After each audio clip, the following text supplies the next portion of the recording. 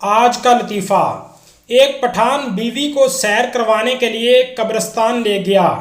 बीवी ने कहा, यह क्या घूमने की जगह है, कोई और जगह नहीं मिली। पठान ने कहा, पागल की बच्ची, यहाँ आने के लिए लोग मरते हैं और तुम नखरा करती हो।